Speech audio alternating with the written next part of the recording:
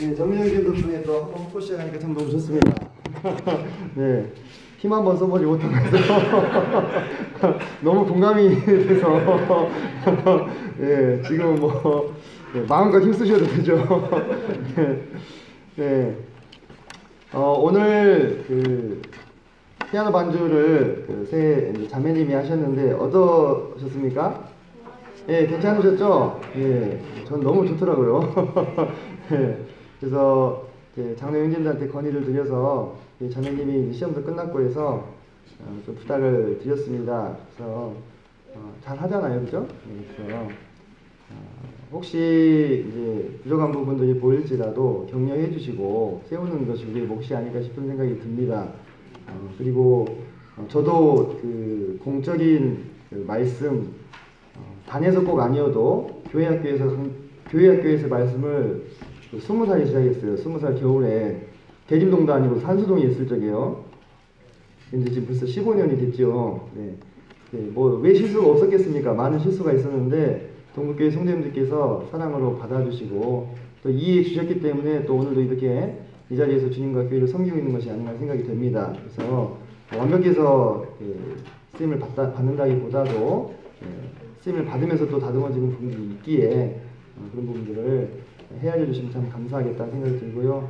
또 동북교회 홈페이지에 또 말씀을 올리는 일도 제가 그동안 쭉 해왔는데 11월 달부터 정인기 형제님이 하고 계십니다. 정인기 형제님이 그 중학생입니다. 네, 혹시 그 청년으로 착각하시는 분들이 종종 계셔서 하도 그냥 청년같이 이렇게 자주 보여서 근데 네, 중학생이거든요. 그래서 그런 부분도 관심을 갖고 같이 이렇게 격려해 주시면 얼마나 좋겠습니까, 그죠? 네, 그 서투른 부분들이 있을지라도 이렇게 한 일꾼으로서 우리 어린 청년 학생들이 또 세워지는 모습이 또 감사가 됩니다. 네, 오늘은 그 제가 2019년도 들어서 삶에 대한 연작을 쭉 나누어 왔었습니다. 그래서 간단하게 복습을 하면요, 2월달에 사람은 무엇으로 사는가, 믿음과 말씀과 사랑에 대해서 말씀드렸었고, 3월달에 사람은 무엇으로 사는가, 은혜 아니면 이라는 부제로 말씀을 드렸습니다. 또 금요일날 4월달에 나의 하나님을 만났는가, 그래서 야폭 나루터에서의 야곱의 이야기를 나눴었고요. 또 4월 21일날 무엇이 잘 사는 삶인가, 아삽의 시 73편을 묵상하면서 왜 악인들이 잘 살고 의인들은 고통을 받는 세상인가에 대해서 같이 나눴었습니다. 그리고 7월달에 생명은 어떻게 생명으로 이어지는가, 그래서 믿음의 가문이 형성되는 원리에 대해서 같이 말씀을 좀 나눴었고요.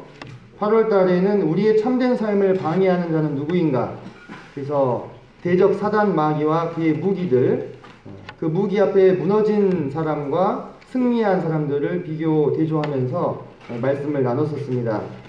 우리가 금요일과 일요일날 나눠지는 말씀들은 거의 대부분 홈페이지에 올라가 있습니다. 그래서 다시 듣기를 원하시는 성도님들께서는 홈페이지를 찾아가 보시면 됩니다. 자, 그리고 오늘은 이제 좀 인간의 본성에 대해서 우리는 어떤 존재인가 이것을 좀 나누기를 원합니다. 3연작은 아마 이제 올해로 마무리를 제가 지을 생각인데요. 우리는 사람에 대해서 이해할 필요가 있습니다. 왜죠? 결국 교회를 이루는 구성체도 사람이요, 또 우리가 앞으로 복음을 전해서 세상으로부터 데리고 와야 될 대상도 강아지나 고양이가 아니잖아요. 그죠? 사람입니다. 사람. 그러므로 우리는 사람 그 자체를 이해하고자 하는 노력을 반드시 기울여야 될 필요가 있습니다. 사람을 이해하는 그것이요. 물론 제가 오늘 이 자리에서 뭐 심리학이라든지 무슨 철학 그런 얘기를 하려고 나오는 것은 아니겠죠. 그죠? 사람을 이해하기 위해서 세상에 많은 사람들도 다양한 학문을 통해서 시도를 했지 않습니까? 저는 그런 얘기를 실현하려고 나오는 것은 아니고요. 우리가 진리라고 믿고 있는 이 성경 안에 실은 우리 사람의 본성에 대한 모든 것이 다 담겨 있습니다. 이 안에 다 담겨 있습니다. 네. 그래서 이 성경을 통해서 우리의 내면을 한번 적나라하게 들여다보자고 하는 것입니다. 구원받았다고 해서 옛 성품이나 본성이 바로 변화됩니까? 네. 뭐 정도의 차이는 있습니다. 하지만 꼭 그런 것은 아닙니다. 예, 어떤 면에서 볼 때요, 사람이 태어날 때 이 부여받은 이 천성은요, 죽을 때까지 가져가는 경우가 많습니다. 죽을 때까지요. 그래서 그 천성, 나만 아는 내 마음, 내 속, 이것에 대한 이야기이기 때문에 오늘 이야기는 좀 상당히 어떤 면에서는 좀 아픈 이야기가 될 수도 있습니다. 그래서 제가 정민영님께 감사한 게 처음에 웃고 시작하셨잖아요. 이제 웃었다가 울었다가 하면 이제 엉덩이 부할 수도 있는데, 그런 이야기가 될 수도 있기 때문에 심신미약자나 노약자 또는 임산부 청취가 좀 제한될 수도 있는데, 여기 임신하신 분 안 계시죠? 네. 계십니까? 네, 아니죠. 네, 그래서 우리가 좀 예방주사를 한 대 맞고 본문으로 들어가도록 하겠습니다. 전도서 말씀 들어보겠습니다. 전도서 12장입니다.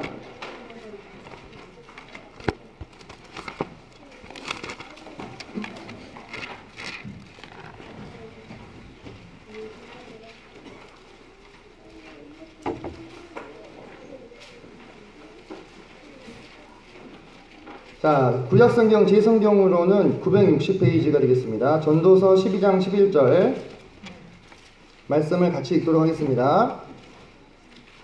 12장 11절입니다. 시작.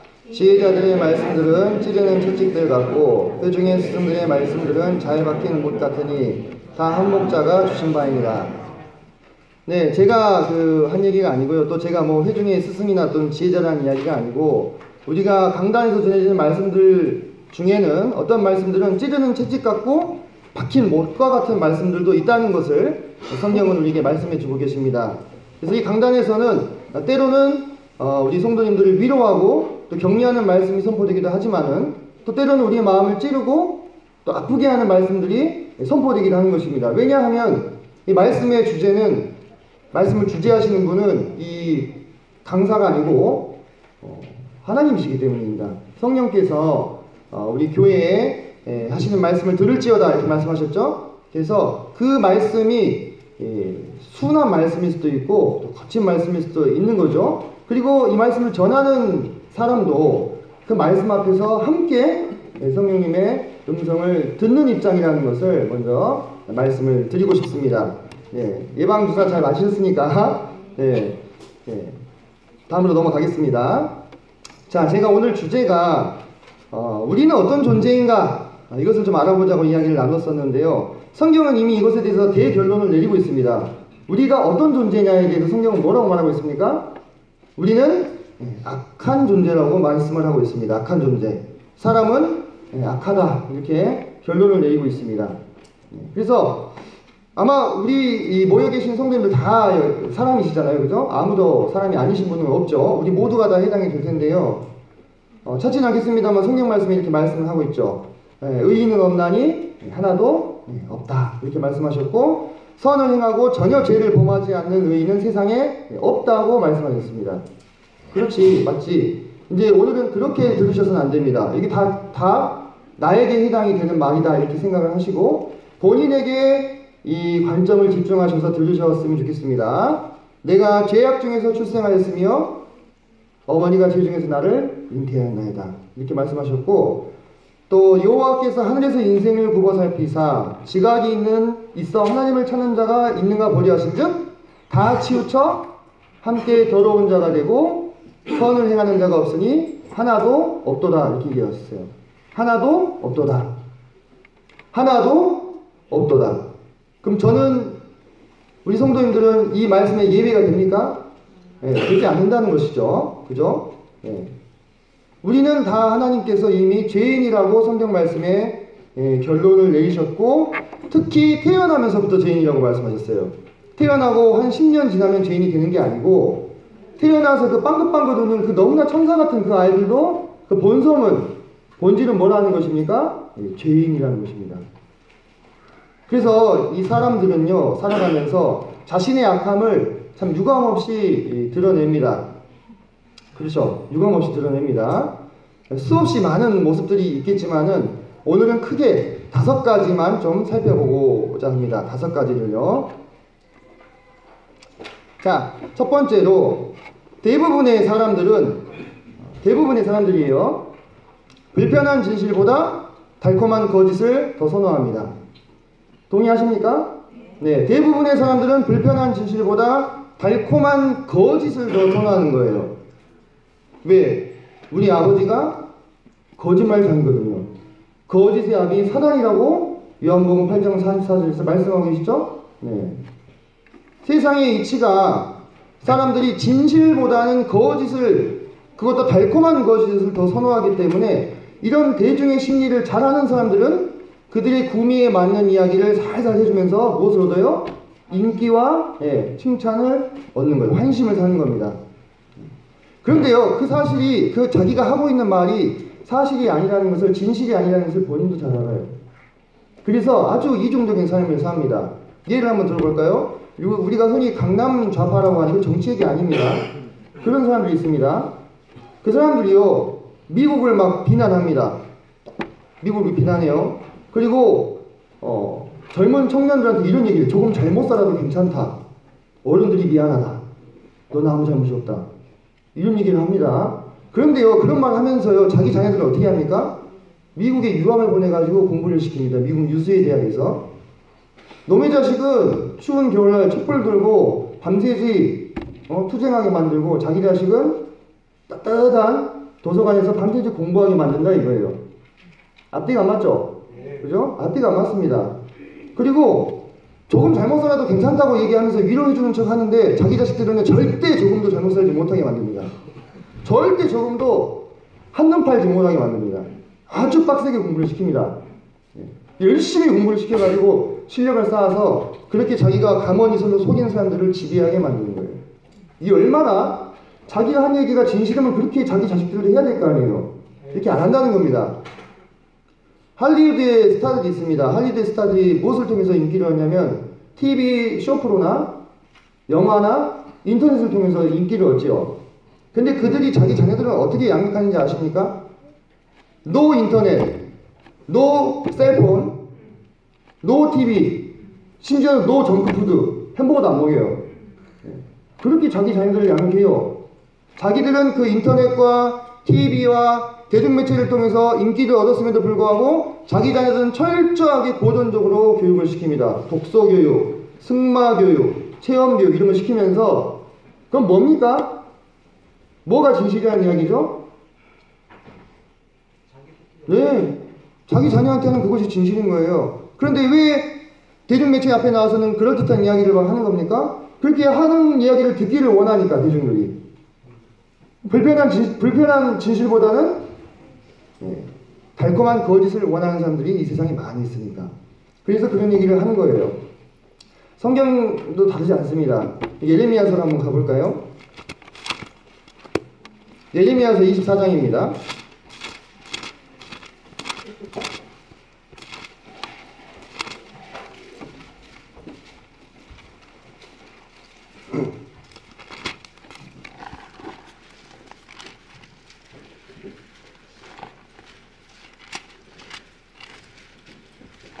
죄송합니다. 예레미야서 26장입니다.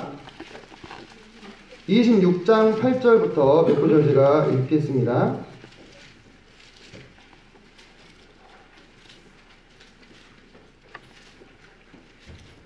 자, 8절 보니까, 예레미야가 여호와께서 명령하신 말씀을 모든 백성에게 전하기를 마치매 제사장들과 선지자들과 모든 백성이 그를 붙잡고 이르되, 네가 반드시 죽어야 하니라. 어찌하여 네가 여호와의 이름을 의지하고 예언하여 이르기를 이 성전이 실로같이 되겠고 이 성이 황폐하여 주민이 없으리라 하느냐 하며 그 모든 백성이 여호와의 성전에서 예레미야를 향하여 모여드니라. 자, 지금 이 배경을 간단하게 설명을 드리자면은, 지금 예레미야가 이스라엘이 하나님 앞에서 패역히 행하니까 하나님께서 이 유다를 심판하시겠다, 이 예언을 지금 한 겁니다. 8절 보시면 여호와께서 명령하신 말씀을 모든 백성에게 전했다고 얘기했거든요. 성경에서 이렇게 얘기를 했습니다. 여호와께서 전한 말씀이라고 얘기를 하셨죠. 그런데 그들의 반응이 어땠어요? 네가 반드시 죽어야 되냐, 이렇게 얘기하는 거예요. 네가 반드시 죽어야 되냐. 그래서 다 모여든 겁니다. 예레미야를 죽이려고. 예레미야는 줄기차게 바벨론 왕에게 항복해야 된다고 주장했던 사람입니다. 왜? 그것이 사는 길임을 하나님의 예언을 통해서 알게 된 거예요. 그래서 계속 항복해야 됩니다, 항복해야 됩니다, 그렇게 얘기해서 예레미야가 어떻게 됐습니까? 엄청나게 맞고, 그죠? 구덩이에 갇히고 핍박받고, 심지어는 자기가 태어난 사실 자체를 부정할 만큼 그런 심적인 고통과 육체적인 고통을 당했던 선지자였습니다. 눈물의 선지자. 근데 왜 그랬어요? 예레미야의 말이 거짓이었기 때문이었습니까? 아니라는 거예요. 예레미야의 말이 오히려 너무나 뼈아픈 진실이었기 때문에 그런 고난을 당하는 것입니다. 당대에도 거짓 선지자들이 있어서 수년 내에 내가 바벨론의 압제를 풀고 유다를 독립시키겠다, 회복시키겠다, 이런 예언을 하는 선지자들이 있었습니다. 그들은 어떻게 됐어요? 다 죽었어요. 근데 그들은 그 순간만큼 대접을 받았다 이겁니다. 왜? 대중이 원하는 달콤한 거짓말을 해줬기 때문에. 근데 그것이요, 왜 통할까요? 왜 통하겠습니까? 대다수의 사람들이 달콤한 거짓을 더 선호하기 때문에 그런 거예요. 대다수의 사람들이 끼어서 왜 저 거짓말하지? 너 귀에 듣기 좋은 얘기만 이렇게 할 거야? 하는 그런 사람들이 나타나겠어요? 그렇지 않다는 것입니다. 우리 그리스도인들도 오늘날에 그럴 수가 있어요. 성경 말씀대로 보지 않고 자의적으로 해석하는 거예요. 내 구미에 맞게, 내 귀에 달콤하게. 그래서 지옥을 부정합니다. 지옥이 없다 그래요? 지옥 있다 그러면 불편하니까. 그런 얘기 자꾸 들으면 부담되니까. 그리고 교회의 진리를 부정합니다. 너 쓰라고 했잖아요. 문화적인 배경이 어떻고 당시에 어떻고 별별 이유를 다 대가지고 합리화를 시켜요. 쓰라고 하시면 그냥 쓰면 되는 건데, 단순하게. 권위를 부정하고 동성애 이런 것도 예수님이라면 동성애자들을 포용하셨을 것이다, 뭐 이런 식으로 자기 구미에 맞게. 그리고 와 옳소 얘기 듣고 그렇게 자의적으로 성경을 해석한 결과 내 마음에 맞으면 신령한 말씀이고 내 마음에 안 맞으면 나 들으라고 하는 말씀이고 이렇게 되는 거예요. 근데요, 사랑하는 성도님들, 이 단의 권위와 무게감을 생각해 볼 때 그것은 불가한 일입니다. 단에 서보지 않은 분들이 그런 얘기를 하실 수 있는 거예요. 나 들으라고 하는 말씀인가? 제가 전에도 한번 말씀드렸는데 저는 이 강단 사역을 목숨을 걸고 합니다. 진짜로. 성경 말씀 한번 찾아볼까요? 28장 한 장만 더 넘겨보시면 28장의 15절을 한번 보겠습니다. 예레미야서 28장 15절을 보면은 거짓말을 한 선지자가 나오는데, 선지자 예레미야가 선지자 하나냐에게 이르되 하나냐여 들으라. 28장 15절입니다. 여호와께서 너를 보내지 아니하셨거늘 내가 이 백성이 거짓을 믿게 하는도다. 그러므로 여호와께서 이와 같이 말씀하시되 내가 너를 지면에서 제하리니 내가 여호와께 패역한 말을 하였습니다. 내가 금년에 죽으리라 하셨느니라 하더니 선지자 하나냐가 그의 7째 달에 죽었더라. 이 하나냐는 거짓으로 예언했어요. 이 백성들이 듣고 싶어하는 얘기 했다 이거예요. 쉽게 얘기하면 강단에 올라가가지고. 저는 이 말씀을 알고 있고 또 하나님이 살아계신 것도 알고 있는데요, 어떻게 이 단을 누구 들으라고 이 단을 오용할 수 있단 말입니까? 그게 가능하겠습니까? 불가능한 겁니다. 저는 점점 두려워요. 여기 서기가 좀 쉬고 싶은 생각이 들 정도로. 왜냐하면 여기서 제가 무슨 얘기 하는 것에 대해서는 제가 하나님 앞에서 책임을 져야 되기 때문에 그렇습니다. 그런데 어찌 특정 성도를 들으라고 말씀을 전할 수 있단 말입니다. 그렇지 않다는 겁니다. 그 말씀이 내 귀에 거슬린다면은 그건 그렇게 생각할 이 문제가 아니라 오히려 하나님이 오늘 나를 위해서 특별한 음식을 준비하여 주셨구나. 하나님 감사합니다. 그래야 될 말씀이지. 말씀을 전하는 형제를 판단하고 왜 나들으라고 저런 말씀 준비했는가? 그런 것이 될 수가 없어요. 강단 말씀을 이 감당해 보면요, 두렵습니다. 왜? 자기만 망하고 끝나는 게 아니라 여기 잘못하면요 가족도 다 망해요. 저는 그 하나님을 믿고 섬기는 사람이기 때문에 제가 신앙의 양심으로 그런 말씀은 있을 수가 없습니다. 저뿐만이 아닙니다. 다른 형제님들도 이 단에 서시는 분들은 그런 마음으로 말씀 전하시는 분 없어요. 그 성도님들이 이 시간 이후로 우리 정리했으면 좋겠습니다. 혹시라도 그런 마음이 드신다면 그것은 오히려 내가 지금 불편한 진실은 외면하고 달콤한 거짓에 귀를 기울이고 있는 그런 마음은 아닌가, 이런 생각을 해보셔야 되는 거예요. 모든 사람들한테 칭찬을 듣는 사람, 믿을 수 있는 사람입니까? 아니에요. 거짓 선지자들이 그랬다고 성경에 이미 나와 있습니다. 그죠? 세상에 다양한 생각과 의견을 가진 사람들이 다 뒤섞여 있는데 어찌 그들 모두에게 칭찬을 줄 수 있단 말입니까? 그죠? 그런 사람들은요, 여기서는 이 말하고 저기서는 저 말하고 듣고 싶은 말 가면서 해주는 거예요. 그냥 돈 안 드니까. 그러면 다 가는 곳마다 칭찬을 들을 거 아니겠습니까? 일관되지 못해요. 믿을 수가 없는 사람이에요. 거짓 선지자인 것입니다. 오히려 우리에게 쓴 그 소리가 정말 진실일 수 있습니다. 우리에게 듣기 싫은 얘기가 정말 핵심적인 이야기일 수 있다는 겁니다. 솔로몬이 구한 지혜가 뭡니까? 솔로몬이 하나님께 지혜를 구했죠. 그 지혜가 무슨 지혜죠? 그 지혜는 우리가 일반적으로 생각하는 그 머리 좋은 거 있지 않습니까? 똑똑한 거. 그것이 아닙니다. 그건 히브리어로 호크마라고 합니다. 근데 솔로몬이 구한 지혜는 원어적으로 호크마가 아니고 레브쇼메아예요. 레브쇼메아는 뭐냐? 듣는 마음. 듣는 마음을 주시옵소서. 솔로몬이 이걸 구한 겁니다. 듣는 마음. 왜 그랬을까요? 이 내기에 듣기 싫은 이 얘기를 듣는 것이 그렇게 어렵다는 겁니다. 하나님한테 구해서 받아야 될 만큼 내기에 듣기 싫은 이야기를 계속 듣는 것이 그렇게 어려운 거예요. 그래서 솔로몬이 그걸 구했어요. 그래서 우리도 저 포함해서 우리 모두도 대부분 이런 성향을 우리가 가졌으면 솔직하게 인정해야 됩니다. 솔직하게. 그리고 할 수만 있다면 주님께 기도하시면서 내기에 달달한 이야기보다 진실을 추구하고 진실의 귀를 기울여야 돼요. 왜냐? 시간이 지나면 결국 무엇이 드러납니까? 결국은 진실이 드러납니다. 얄팍한 거짓은 시간이 지나면 다 터져버리기 마련이에요. 그리고 이 진실의 입각에서 세상의 모든 현상이 다 나타나기 마련입니다. 찰나의 이 불편함을 견디면 영혼을 얻을 수가 있는 거예요. 지옥이 없다고요? 누가 그런 소리를 합니까? 지옥이 있다는 얘기를 하면 순간 불편하고 마음 부담이 되지만은 그걸로 마음이 경각심을 얻어가지고 구원을 받으면 그 사람은 영혼을 구하는 거잖아요. 그죠? 우리 그런 얘기에 귀를 기울여서는 안 됩니다. 두 번째로 대부분의 사람들은 남이 잘 되는 것을 시기하고 질투합니다.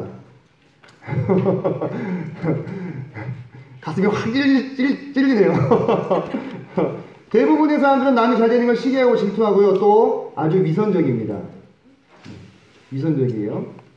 우리네 속담에 그런 속담이 있어요. 사촌이 땅을 사면 배가 아프다. 아니 왜 배가 아파요? 내가 손해본 거 아무것도 없는데 오히려 사촌이 땅을 사면 농사를 지어갖고 쌀 한 마리라도 얻어 먹을지 압니까 누가? 그래도 배가 아파요. 예, 그래도 배가 아파요. 예, 그게 사람입니다. 그게 사람이 사람 어찌 그런다냐 라고 생각하실 거 없어요. 본인이 그런 거니까요. 예. 자, 성경에도 보면요, 예수님이 왜 돌아가셨을까요? 마태복음 한번 가보겠습니다. 마태복음 27장입니다.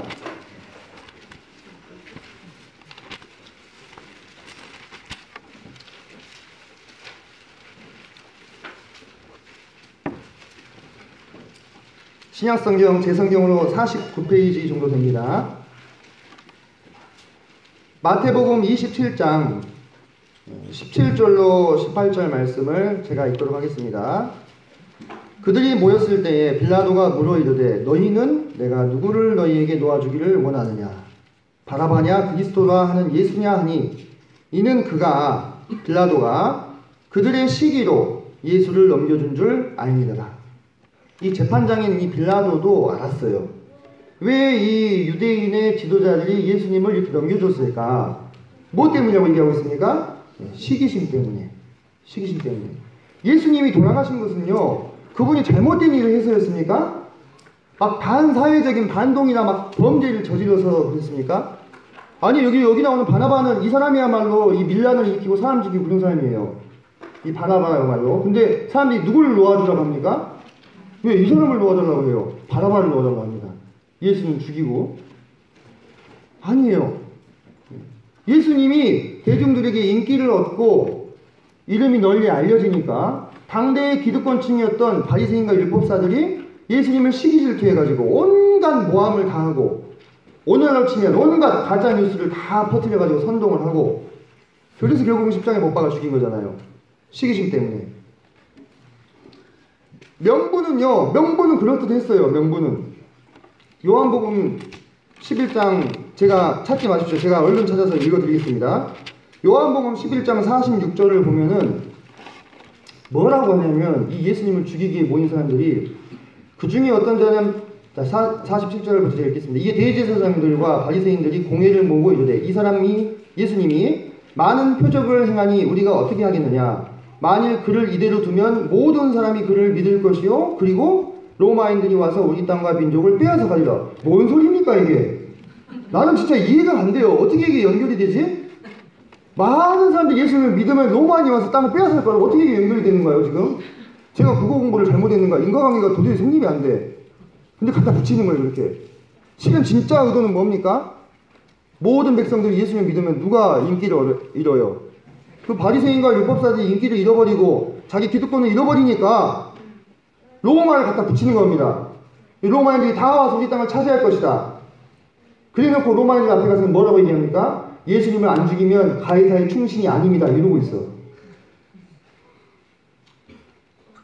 근데 우리가 이 사람들 모습 보면서 분노할 거 아니죠? 이 모습이 누구 모습이라고요? 네. 내 모습, 사람도 아니에요. 내 모습입니다. 내 모습. 네.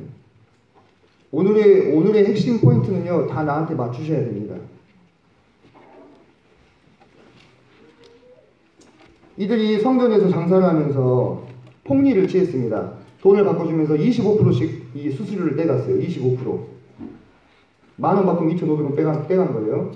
그리고 양과 소를 자기들이 파는 것만 가지고 제사를 지내겠습니다. 얼마나 많은 돈을 벌는지 모릅니다. 저는 그 데이터를 다 가지고 있습니다.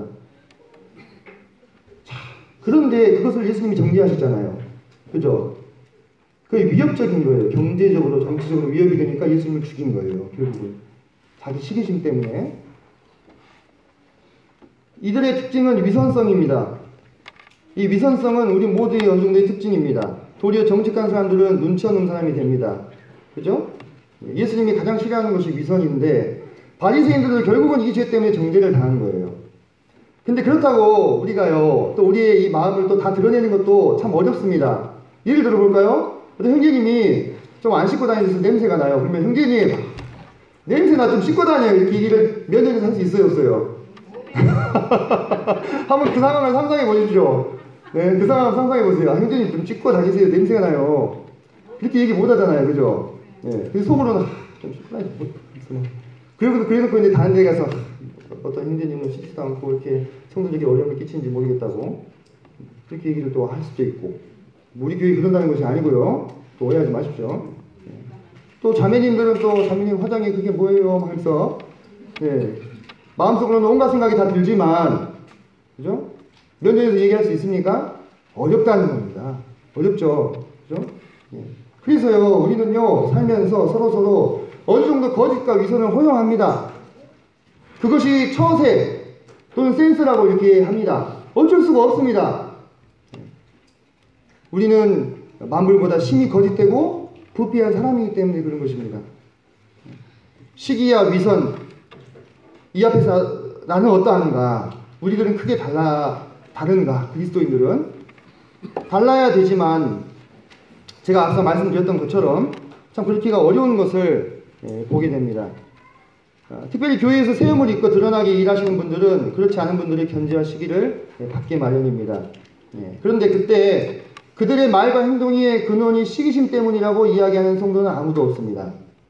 방금 전에 그 바리새인과 사두개인들처럼요, 로마가 와서 이 나라를 다 멸망시킬 것이다, 이렇게 그럴듯한 합리적인 이유를 댑니다. 참 경계가 모호합니다. 어디까지가 시기심에 근거한 말이고 어디까지가 정말 그 지체를 생각해서 해주는 말인지 본인도 헷갈려요. 고라와 다단과 아비람을 아시죠? 고라와 다단과 아비람이 모세를 시기해서 공격할 때도 명분은 뭐였습니까? 회중에다 거룩하거늘 여호와께서 그들 가운데 계시거늘 왜 분수에 지나게 행하느냐 모세가 이렇게 얘기했어요. 누구를 위하는 것 같이 얘기했습니까? 회중, 성도들을 위하는 것 같이 이야기를 했단 말입니다. 결국은 시기심 때문에 이렇게 했어요. 미리암과 아론도 이렇게 얘기했잖아요. 미리암과 아론도 모세를 대적할 때 우리도 여호와와 말하지 않았느냐 이렇게 얘기를 했어요. 근데 하나님이 누굴 치셨습니까? 미리암을 치셨죠. 그래서 다 항상 같은 거예요. 항상 진짜 의도는 자기들의 시기심이었음에도 불구하고 표면적으로는 백성을 위한다는 명분을 내세우는 것입니다. 그래서 시기와 위선은 항상 한 짝입니다. 한 짝. 우리가 전도하여 구원해야 될 사람들, 저 세상에 있는, 그리고 구원받은 우리도 어떻습니까? 다 이와 같은 사람들입니다. 그래서 우리가 앞장서서 일할 때 찾아오는 어려움을 특별한 일 당하는 것처럼 생각하실 필요 없을 것 같아요. 특별한 어려움 당하는 것처럼. 우리 그런 겁니다. 사람들이 모여있는 곳은. 이게 어디 교회 일만 그렇습니까? 세상 일도 그렇습니다. 세상 일도. 세상에서도요, 잘 풀리거나 승진을 하거나 자녀가 잘 되거나, 그럼 앞에서는 축하하지만 뒤에서 어떻게 합니까? 뒤에서는 시기 질투하는 거예요. 그래요. 원래 그런 거예요. 네. 저기 잘 안 풀리는 사람 누가 시기합니까? 위로와 격려의 말을 듣을 수 있는 비결을 제가 알려드릴까요? 망하면 됩니다. 망하면요 다 찾아와서 위로해줘요. 격려해주고, 아이고 힘들지 하면서 힘내 하면서. 잘 되는 사람은요 시기와 질투를 받고 잘못되면 위로와 격려를 받는 것이 세상의 이치입니다. 이것이 사람을 이해하는 걸음이에요. 첫걸음. 사람은 그렇게 이상적이지 않습니다. 우리가 그렇다는 겁니다. 그래서 뭐 100% 그렇게 단정할 수는 없겠지만요, 내가 공격을 막 많이 받고 있으면요, 아 내가 잘 풀리고 있고 이렇게 생각하시면 됩니다. 이렇게 위로를 스스로 하시면 돼요. 네. 그리고 그런 시기심을 바탕으로 오고 가는 뒷말들에 너무 연연할 필요 없습니다. 전도서에서도 이미 답이 나와 있어요. 전도서에서 뭐라고 했어요? 네. 종들의 말에 귀를 기울이지 말라고 했어요. 편안하게 자고 먹고 싶으면. 그들이 저주하는 말을 듣게 될 것이라고. 너도 가끔 다른 사람을 저주하는 걸 네 마음이 안다. 저도 이렇게 나왔어요. 그죠? 네. 아주 뼈를 때리는 말씀들이 많이 있습니다. 전도에 지금 시간 관계상 찾지 않겠습니다만은 그런 겁니다. 사람이 시기와 질투의 존재이고요, 위선적인 존재가 사람이에요. 그런 사람들이 모여있는 것이 세상이고 교회입니다. 어려움이 어찌 없겠습니까? 네? 참 서글픈 일이에요. 이 세상 천지간에 정말 아무 사심 없이 내가 잘 되기를 바라는 분 누구밖에 없어요? 부모님밖에 없어요. 부모님밖에 없습니다. 우리 자녀 되신 청년 학생들 잘 들으세요. 이 세상 천지간에 아무 사심 없이 나보다 더 잘 됐으면 좋겠다 이렇게 원하시는 분은 부모님밖에 없습니다. 부모님한테 잘하셔야 돼요. 이 세상에 아무도 없어요. 같은 배에서 난 이 형제지간에도요 시기가 있어요. 네, 맞아요. 같은 배에서 한 배에서 난 형제자매지간에도요 시기가 있어요. 그것이 참 서글픈 일이죠. 그런데 우리는 어떻습니까? 우리는 새로운 피조물입니다. 거듭나고 성령을 받았습니다. 우리의 옛 아담 생명에 속한 천성은요 참 천박합니다. 보면은 볼수록. 그럴지라도 한 지역교회 안에서 새로운 피조물로 만나게 해주신 이 영적인 이 우리 형제 자매들에 대해서 마찬가지의 마음을 품는다면 얼마나 불행한 일이냐 이거예요. 얼마나 불행한 일이냐 이겁니다. 하나님께서 우리 가운데 세우신 자들이 있다면 그들을 진심으로 축복해주고 도와주고 격려해주고 그렇게 해야 잘 되는 교회가 되는 거예요. 시기심과 질투심으로 깎아내리고 뒤에서 후욕하고 잘 될 수가 없죠. 세 번째로 우리는 어떤 존재인가? 세 번째로 사람은 원래 편을 가르기 좋아합니다. 사람들은 원래 편을 가르기 좋아한다.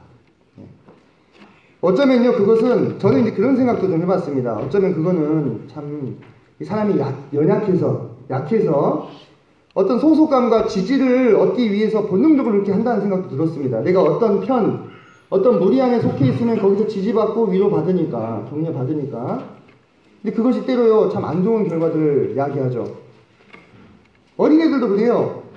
네. 어린애들 보면요 어른들이 어떨지 답이 다 나옵니다. 어린애들은 드러내놓고 하고 어른들은 숨기고 하고 그 차이뿐이에요. 네, 그죠? 제가 초등학교 선생님하면서 사람이 어떤 존재인지 다 알아버렸어요. 어떻게 보면은. 네. 뭐 다는 모르겠지만 좀 알게 됐습니다. 그래서 내 편, 네 편 이런 걸 따져요. 내 편이 하는 얘기는 팥으로 매주를 쓴다 해도 믿어줍니다. 그죠? 네. 근데 상대편이 하는 이야기는 동쪽에서 해가 뜬다 해도 안 믿어요. 그래 확인해 봤어? 이러면서. 네. 안 믿어요. 이 말이 진실되냐 아니냐보다도 그 말을 누가 했느냐가 더 중요한 거예요. 그 말을 누가 했느냐를 가지고 그 말을 받아들이냐 마느냐를 결정을 하는 겁니다. 근데 이게요, 오늘날만 그러느냐? 아닙니다. 아리스토텔레스라고 한번 들어보셨죠? 아주 옛날 사람이에요, 그리스 사람. 그 사람이 사람을 설득하는 데 있어서 가장 중요한 것은 논리가 아니라고 했어요. 네. 에토스라고 있습니다. 에토스는 뭐냐? 이건 명성, 평판, 카리스마 이런 건데 뭐냐면 특별히 그 청중들과 맺고 있는 관계나 영향력을 말하는 거예요. 네. 한마디로 이 연사가 청중들에게 관계 있는 사람이면 설득이 쉽게 된다는 겁니다. 그게 60%. 설득이 있어서 30%는 감정을 얼마나 잘 움직이느냐. 나머지 10%가 이성적인 거예요. 논리적인. 우리는 의외로 논리적이지 않은 사람들입니다. 되게 논리적일 것 같잖아요, 사람들이. 그죠? 그렇지 않아요. 네. 내가 누구 편이냐, 저 사람이 누구 편이냐가 더 중요해요. 그래서 자기가 지지하는 사람은 무슨 일을 해도 두둔합니다.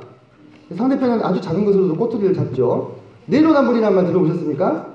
내로남불. 내가 하면 로맨스, 남이 하면 불륜. 이중잣대예요. 이중잣대. 세상은 어쩌면 이런 모습이에요. 그래서 내 편이 얼마나 더 많으냐 이걸 항상 체크하고 내 편을 돌리려고 합니다. 이 새를. 그죠? 그 안에서 내가 뭔 짓을 해도 보호를 받으니까. 내 행동이 옳으냐 그르냐보다 더 중요한 것은 내 편이 많으냐 적으냐인 거예요. 만물보다 거짓되고 심히 부패한 것이 사람의 마음이라 했습니다. 세상은 사단과 예수님 둘로 갈라져 있죠. 세상도 두 편으로 나뉘어 있습니다. 크게 보면은. 그래서 서로 상대지정의 꼬투리를 잡아서 어떻게든 이 상대를 쓰러뜨리려고 전쟁을 벌이고 있습니다. 영적인 전쟁을. 하나님을 믿는 사람들은 최소한의 선을 지키려고 하는데 이 하나님을 믿지 않는 사람들은 수단 방법을 가리지 않습니다. 대표적으로 진화론자들. 진화론을 증명하기 위해서 조작된 증거도 어떻게 합니까? 서슴지 않고 쓰잖아요. 그래서 선이 승리하기가 더 어려운 거예요. 우리는 목적이 수단을 정당하지 않으니까. 우리는 고상한 목적, 선을 위해서 악을 정당화하지 않는 사람들이기 때문에 그래서 승리하기가 더 힘든 겁니다. 하지만 세상은 그런 게 어디 있어요? 이기고 봐야지. 그죠? 교회 안에서도 이렇게 편을 만드는 일들이 되풀이될 수 있습니다. 고린도 교회를 한번 볼까요? 고린도 전서 1장으로 가겠습니다. 고린도 전서 1장 11절부터 다시 12절부터 보겠습니다. 신약성경 264페이지입니다. 제 성경으로.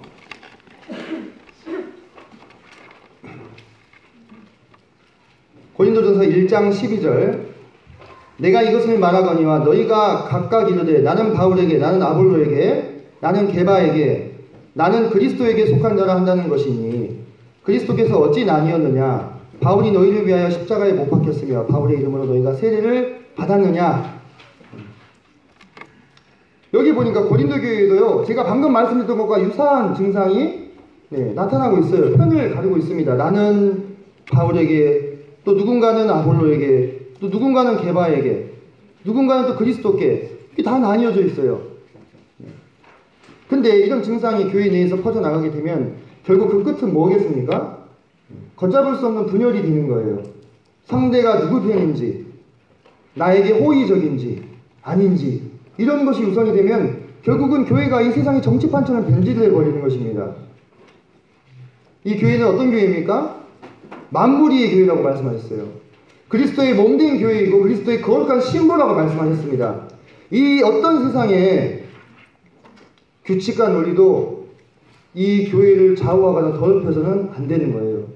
그렇죠? 그것에 대한 동의가 우리 성도님들 다 있으실 것으로 생각이 됩니다.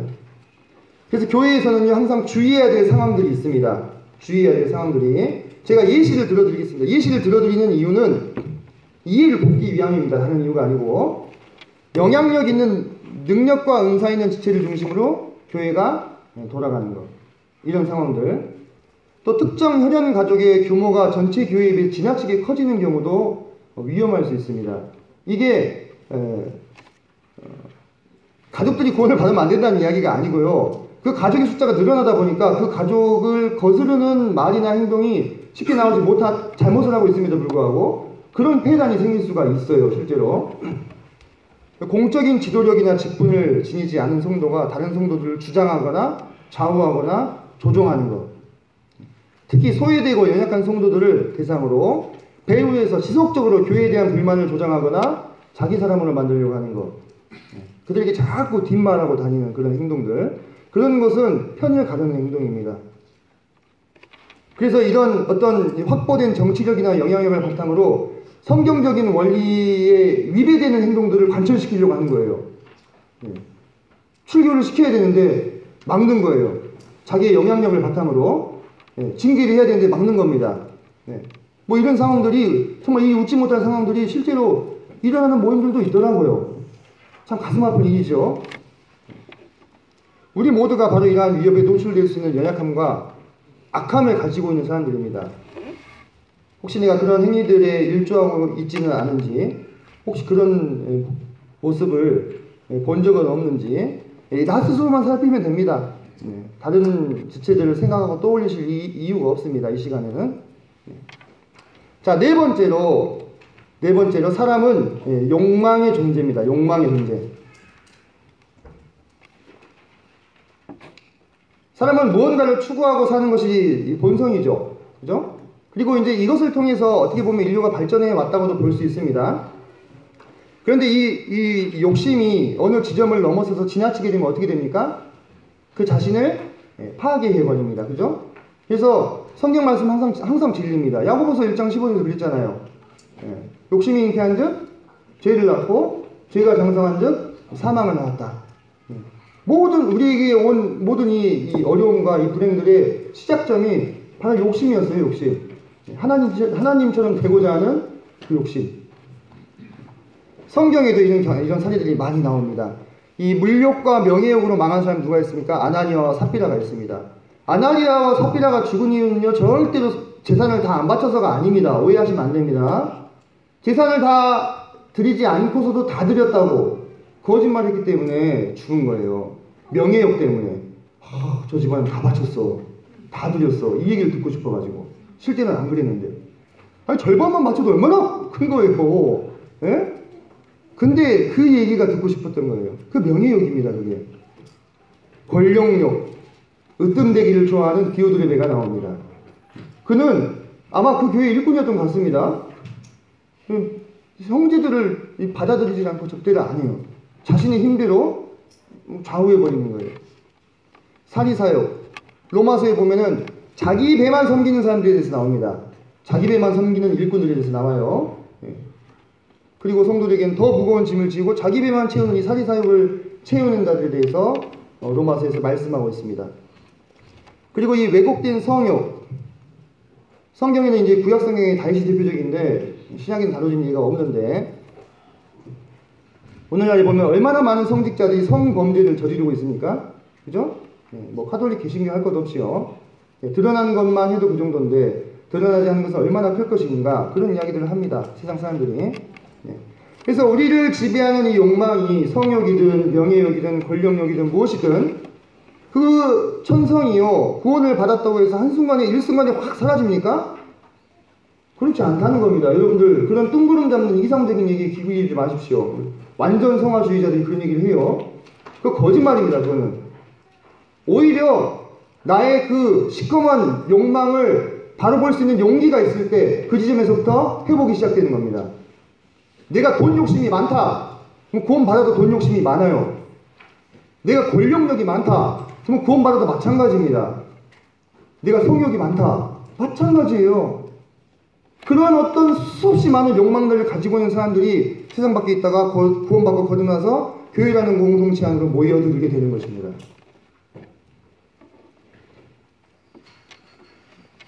그래서 우리는 이 교회가 바로 그러한 수없이 많은 욕망을 지니고 있는 사람들의 공동체라는 사실을 인식하고 인정해야 될 필요가 있습니다. 그리고 우리는 그것들을 겸허하게 인정하는 가운데 주께서 우리 마음 가운데 부어주신 성령으로 그 욕망을 제어하고 적절히 교육하고 또 이 교회를 내 욕망을 채우는 터전으로 만들어서는 안 된다고 하는 것입니다. 권력력이 됐든 명예욕이 됐든 무엇이 되었든 이 교회가 자신의 욕망을 채우는 그러한 장소가 돼서는 안 돼요. 이런 예가 있어요. 이민자들이 모여있는 교회, 대표적으로 미국이 있죠. 이민자들이 모인 교회가 참 힘들어요. 왜 힘드냐? 이민 가서 사회적으로 이게 성공하는 사례가 참 드물죠. 근근히 사는 겁니다. 사회적으로 억압이 되다 보니까 이 인정받고자 하는 욕구를 어디서 채우는 거예요? 교회에서 채우려고 하는 거예요. 사회적으로 인정을 대접을 못 받으니까 교회에서 그 인정받고자 하는 욕구를 채우려고 하는, 그래서 그렇게 싸운대요. 직분 하나 가지고 그렇게 싸운다는 겁니다. 바람잘날 없이. 이런 경우가 어떤 경우예요? 내 이 욕망을, 뒤틀린 욕망을 만물이 교회인 이 하나님이 교회 안에서 채우려고 시도하는 것입니다.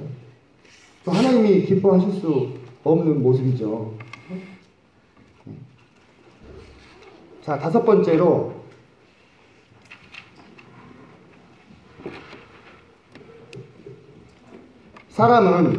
대부분의 사람은 제 눈에 들보는 보지 못하고 다른 사람이 티는 잘 보는 존재입니다. 제 얘기입니다. 대부분의 사람은, 지금 웃으시는 분들은 뭔가 네, 제 눈에 들보는 보지 못하고 다른 사람이 티는 잘 보는 존재입니다. 사람이 그렇습니다. 뭐 본문을 안 찾아도 되겠죠? 주님께서 이렇게 말씀하셨잖아요. 그래요? 사람아, 네 눈에 있는 들보를 먼저 제거하고 난 다음에 형제의 눈에 있는 티를 보아라. 이게 말씀하셨지 않습니까? 사람이 원래 그렇습니다. 자아성찰과 자기반성을 하는 것보다 다른 사람을 비판하고 지금 이 상황의 책임을 누군가에게로 전가하는 것을 더 좋아해요. 그것이 더 편한 겁니다. 문제의 원인 앞에서 내 탓이요 하기보다도 누군가에게 덮어씌우기를 좋아해요. 세상에서도 그렇습니다. 그래서 그렇게 사회 탓, 부모 탓, 환경 탓, 형 탓, 동생 탓, 시대 탓, 난시 탓, 이 탓, 저 탓. 자기 탓은 아니에요. 자기 인생이 지금 그 모양인 것에 대한 책임이 누구에게 가장 큽니까? 자기 자신이 가장 큰 겁니다. 이거는 정말 이 생각이 동의가 안 되신다 그러면은 답이 없어요. 미래가 없는 겁니다. 남 탓해서 뭐 할 겁니까? 남을 내가 바꿀 수 있습니까? 그렇지 않잖아요. 그렇게 안 되잖아요. 네. 아니, 가정폭력이 있는 집에 태어났다고 해서 다 살인범이 되는 건 아니잖아요. 그죠? 가정폭력이 만연한 집에 태어나도요, 의사도 되고 변호사도 되는 사람도 있습니다. 그죠? 부모 탓, 환경 탓, 사회 탓. 비겁한 거예요. 교회 안에도 그럴 수 있습니다. 왜? 세상에 그런 사람들이 모여있는 곳이 그거예요. 주님이 그러셨죠? 이 건강한 자에게는 의원이 쓸데없고 병든 자에게라야 의원이 쓸데있다. 그러셨어요. 내가 의인을 부르러 온 것이 아니요 죄인을 부르러 왔다. 그러면은 그 말씀은 무슨 말씀이냐? 교회 안에 모이는 사람들은 다 죄인이고 병든 자들이라는 이야기입니다. 제가 뒤에서 또 조금 더 말씀드리겠습니다. 교회 안에서도 교회에 어떤 어려움이 있을 때 장로 탓, 집사 탓, 형제 탓, 자매 탓, 교사 탓, 주일학교 탓, 학생부 탓, 청년부 탓, 어른 탓, 아이 탓, 건물 탓, 이 탓, 저 탓. 교회가 어려워졌을 때 스스로를 돌아보고 옷을 찢고 금식하며 기도하는 것보다 책임을 전가할 다른 사람을 찾고 있다면 나는 100% 이 사람이다 생각하시면 돼요.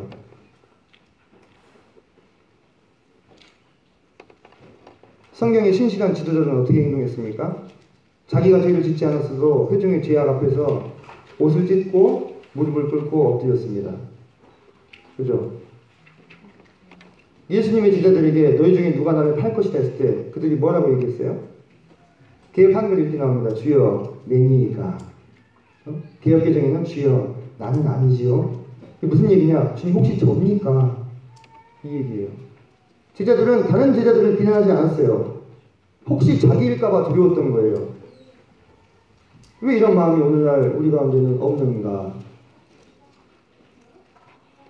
우리는 생각을 해봐야 됩니다. 어찌 해야 될까요? 우리는 어쩌면 좋겠습니까? 우리가 교회로 모여 있으면서도 그 안에 여러 관계 가운데 어려움을 겪는 것이 어찌 보면 당연한 일입니다. 그렇지 않습니까? 저는요, 이상적인 뜬구름 잡는 얘기 싫어요. 저는 현실적인 얘기가 좋습니다. 거짓말쟁이, 위선자, 시기 질투하는 사람, 당짓는 사람, 욕심꾸러기, 남탓쟁이들, 그런 사람들이 모이는 곳이 교회입니다. 자존심 강한 사람, 쉽게 상처받는 사람, 말만 앞서는 사람, 책임 회피하는 사람, 이기적인 사람, 자기 목 챙기기에 빠른 사람, 후욕하는 사람. 그것이 내 모습이었다는 거예요. 우리 정나라한 모습. 부정하고 싶지만, 숨기고 싶지만, 세상 천지간에 나는 정말 다 아는 이 모습. 나만이 아는 이 모습. 하나님께서 보게 하신 이 형편없는 모습이 내 안에 있다는 것을 누구보다 스스로 잘 아실 수 있지 않습니까? 소크라테스라는 사람이 그랬어요. 너 자신을 알라고. 이게 무슨 얘기냐면 너 자신을 안다면 당신이 아무것도 모르는 사람이라는 것 하나는 알게 될 것이라고.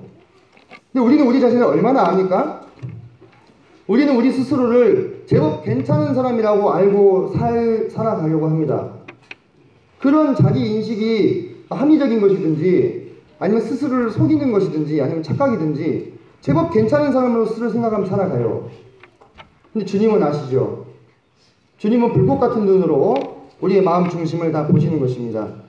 그리고 우리가 원래 얼마나 형편없는 사람들이었는가 이것까지 다 아셔요. 성도님들, 교회는요 제법 괜찮은 사람들이 모여서 제법 근사한 모습을 흉내내면서 제법 고상한 관계를 맺는 그런 곳이 아닙니다. 엄밀히 얘기하면요, 제가 앞서 말씀드렸다시피 여기는 병자 집합소예요. 저도 포함입니다. 저 빼고 말씀드리는 거 아니에요. 아까 주님이 그러셨죠. 건강한 자는 의원이 쓸데없다 하셨어요. 주님이 쓸데없는 사람들 여기 있지 않습니다. 병든 자들만이 모여있는 곳입니다. 그런데 내가 그 병자였다는 사실을 잊어버리는 순간 어느새 남들의 병든 모습을 바라보면서 판단하고 흉보는 죄꾸러기가 된다는 것입니다. 내가 포도원을 하는 작은 여우가 내가 되는 거예요. 나도 모르게. 그래서 교회를 서서히 허물어 가게 하면서도 그걸 알지 못할 수 있다는 것입니다. 우리가 교회에 모인 이유가 무엇이겠습니까? 상처를 위로받고 치유받기 위해서 나의 잃어버린 자존감을 좀 회복하고 뭔가 좀 보람찬 삶을 살아가기 위해서 이 교회에 모이셨습니까? 아닙니다. 그거 틀렸습니다. 그거 아닙니다. 엄밀히 얘기하면요, 우리가 교회에 나오는 것은 어떤 나의 이상을 실현하거나 또는 이상적인 공동체를 좀 경험해보거나 내가 인정받고 위로받기 위해서는 아니에요. 우리가 교회에 모이는 이유는 이 형편없고 이 구제불능인 나를 그 목숨을 버리시기까지 구원해 주신, 사랑해 주신 예수님의 사랑이 너무 고마워서 그 사랑을 1000분의 1, 10,000분의 1이라도 갚으며 살려고 여기 모이는 거예요. 이 형편없고 이 구제불능인 나를 처음부터 사랑하셨고 다 하시면서도 지금도 사랑하고 계시고 영원토록 사랑하실 그 주님이 너무 감사해서 너무 뼈에 사무쳐가지고 그분의 사랑에 요만큼이라도 보답하며 살려고 여기 모인 겁니다. 내가 위로받고 격려받고 뭔가 보람 느끼려고 이상적인 공동체 안에 소속돼 보려고 여기 모인 거 아닙니다. 이 목적을 제대로 인식하지 못하기 때문에요, 뭔가 자기 수가 틀어주면 이런 얘기를 하면서 교회를 떠나요. 내가 다시는 형제교회 오나 봐라. 저 그런 얘기도 들었어요. 여기는 뭔가 다를 줄 알았더니 여기도 다 똑같다. 내가 이 교회 누구 때문에 여기 못 다닌다. 그들은요 교회 다니는 목적이 틀렸어요. 결국은 언젠가 떠날 사람들인 것입니다. 왜? 목적에 대한 인식이 잘못됐기 때문에 자기가 어떤 모습인지를 보지 못한 거예요. 이 교회라는 문턱은 내가 얼마나 형편없고 구제불능인 자인가 이걸 본 사람만 넘어갈 수 있는 거예요. 그냥 이 물리적인 공간 안에 모여있는 것이 아니라 하나님의 아들 예수 그리스도의 몸된 교회로 모인 사람들은 바로 그 나 자신의 모습을 본 사람들이 넘어갈 수 있는 것입니다. 그래서 이 구제불능의 형편없는 내 모습을 본 사람만이 비로소 십자가가 보이잖아요. 그때서야 저 십자가에 달리신 예수님이 왜 저렇게 피범벅이 되어 계시는가, 저분이 왜 저기서 신음하고 고통하고 계시는가, 나 때문이었구나. 나 때문이었구나. 그걸 본 사람이요, 그걸 알아버린 사람이 교회 욕을 쉽게 할 수 있을까요? 장로들 욕, 성도들 원망, 말씀 판단하고, 수근수근 대는 거, 편가르는 거, 자존심 세우는 거, 그런 거 할 수 있을까요? 내가 어떤 사람인지 봐버린 사람이? 아니에요. 근데 보고서도 그렇게 되는 경우도 많더라고요. 저도 그렇고요. 보고서도. 왜 그러느냐?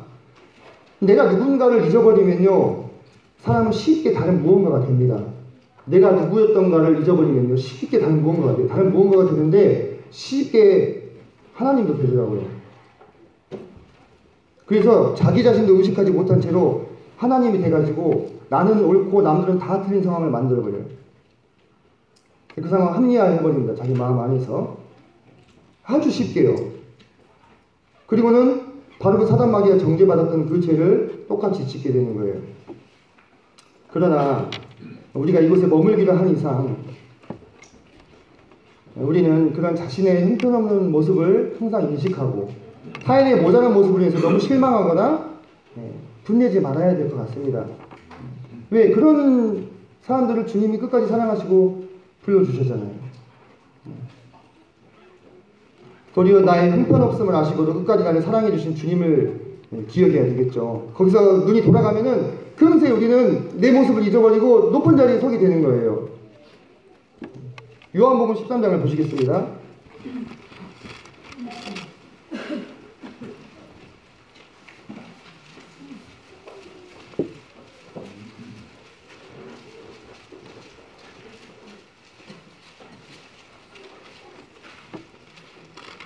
요한복음 13장 34절로 35절 말씀을 같이 읽겠습니다. 시작. 새 계명을 너희에게 주노니 서로 사랑하라. 내가 너희를 사랑한 것 같이 너희도 서로 사랑하라. 너희가 서로 사랑하면 이로써 모든 사람이 너희가 내 제자인 줄 압니다. 우리의 참 추악한 모습을 다 아시면서도 처음부터 사랑해 주신 우리 주님, 여전히 사랑해 주시는 주님, 그리고 끝까지 사랑해 주신 주님께서 우리에게 이 새 계명을 주셨습니다. 주님은 주님의 제자들을 끝까지 사랑하러 가셨죠. 세상에 다시 없을 이 본과 향기를 남기고 가셨습니다. 우리는 비록 이 형편없는 사람들이긴 하지만 이 주님이라는 이 위대한 본을 따라가면서 이 세상을 살아가고 있습니다. 그리고 교회라는 이름으로 모이고 있습니다. 이 주님이 보여주신 이 본을 조금이라도 닮아가고 따라가는 그 사람이 교회에서 큰 자이고 자신이 어떤 사람이었는가를 아는 자일 것입니다. 우리가 끝까지 행할 바는 무엇이겠습니까?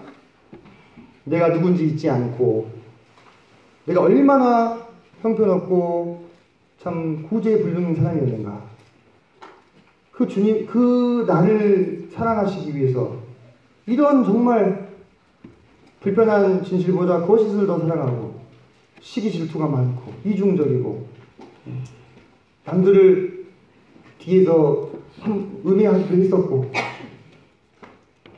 정말 다양한 말로 다 할 수 없는 욕망에 시달리고, 그리고 그런 많은 참 형편없는 모습 가운데도 나를 사랑해 주신 그 주님을 기억하면서 나도 다른 사람들을 끝까지 주님 오실 때까지 사랑하는 그것이 우리의 행할 바가 아니겠는가.